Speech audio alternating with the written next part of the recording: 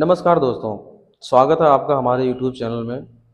आज का हमारा टॉपिक है ग्रेजुटी। जो भी प्राइवेट कंपनी में एम्प्लॉय काम करते हैं, उनका एक ही सवाल रहता है, ग्रेजुटी कब मिलेगी, कितनी मिलेगी, कैसे मिलेगी।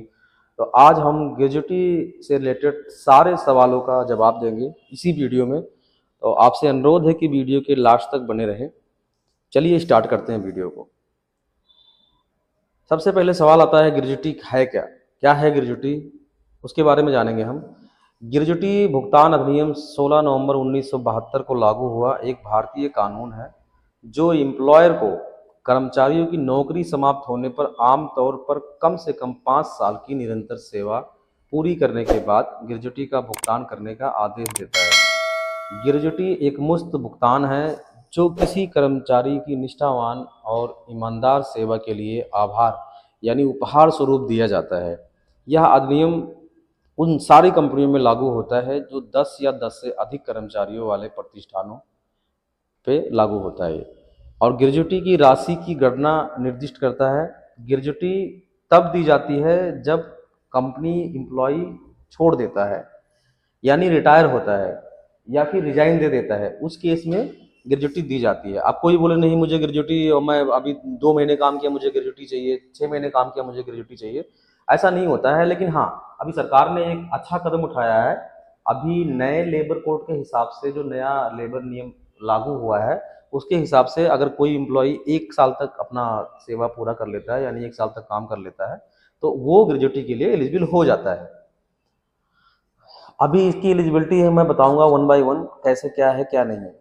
कोई भी कर्मचारी जिसने लगातार 5 साल या उससे अधिक की सेवा पूरी की हो, मान लीजिए मैंने 5 साल मुझे हो गए, अभी मुझे ग्रेजुटी लेना है, मैं ले सकता हूँ, कोई इशू नहीं है। अगर मान लीजिए कई एम्प्लॉय के मन में रहता है कि नहीं मेरा तो 8 साल हो गया, 9 साल हो गया, तो कोई चिंता की बात नहीं है। आपको 5 साल के बाद से जितने दिन आप काम करोगे, मान लीजिए आपने 8 साल किया, तो आपको 8 साल की ग्रेजुटी मिलेगी। ऐसा नहीं कि 5 साल के बाद दोबारा से फिर 5 साल का नियम लगेगा, 10 साल में मिलेगा, ऐसा नहीं। जब भी आपका 5 साल पूरा हो जाएगा, 5 साल के बाद में आप 6 साल काम करते हैं, 7 साल काम करते हैं, 8 साल काम करते हैं, उसके हिसाब से आपको ग्रेजुटी का कैलकुलेशन करके दिया जाएगा। सरकारी और निजी क्षेत्र कर्मचारी दोनों को दिया जाता है। ऐसा नहीं है केवल प्राइवेट सेक्टर वालों को ही मिलता है कि प्राइवेट में नौकरी कर रहे हैं तो उन्हीं को ही मिलेगा। ये जो सरकारी हमारे गवर्नमेंट एम्प्लॉय हैं, उनको भी ग्रेजुटी दिया जाता है। अच्छा, मान लीजिए मैं काम कर रहा हूँ और इनकेस भगवान न करे, खुदा न खास्ता किसी भाई के साथ ऐसा हो, बट कई बार हो जाता है, तो मृत्यु की स्थिति में जो भी नॉमिनी रहता है, नामांकित व्यक्ति रहता है, उसको ग्रेजुटी दिया जाता है। अधिकतम सीमा 20 लाख वर्तमान नियमों के अनुसार है ग्रेजुटी मिलने का। कर्मचारी नौकरी छोड़ने के 30 दिन के अंदर भुगतान करना अनिवार्य है ग्रेजुटी का।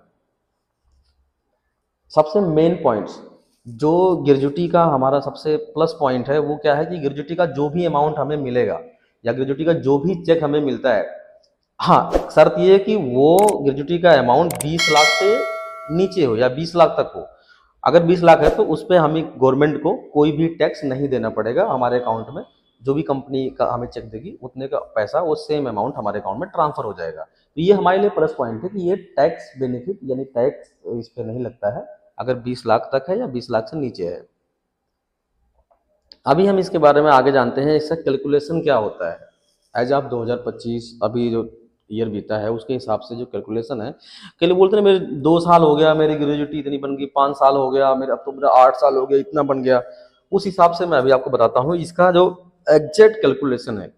बहुत सारे लोगों के दिमाग में, जहन में ये सवाल होता है कि ग्रेजुटी, मान लीजिए हमने 6 साल काम कर लिया या 5 साल 3 महीने काम कर लिया, तो हमारी ग्रेजुटी कितनी बनेगी, कैसे बनेगी।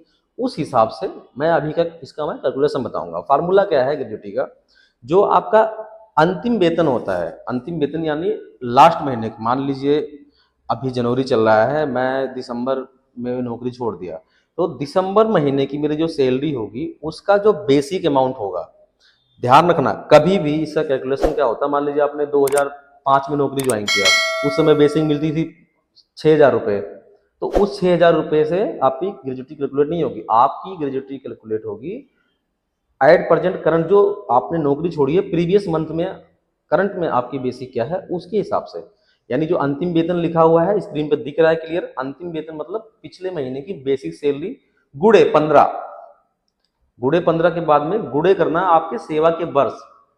सेवा के वर्ष मतलब कितने साल, जैसे मान लीजिए आपका 5 साल, 6 साल, 7 साल, 8 साल, 10 साल, जितना भी है वो साल करना, और उसको डिवाइड करना है आपको 26 से। 26 से इसलिए करते हैं क्योंकि जो लेबर लॉ के हिसाब से एम्प्लॉय काम करता है वो 8 घंटे 26 दिन की ड्यूटी करता है। जो भी कंप्लायंस पे होते हैं हमें वो 8 घंटे 26 दिन के हिसाब से पे होते हैं, इसलिए डिवाइड बाई 26 रहेगा।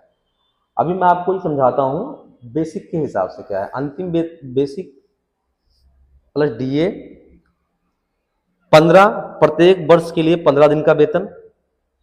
26 इसलिए अभी मैंने जस्ट आपको बताया कि महीने के कामकाजी दिन 26 होते हैं इसलिए। और सेवा के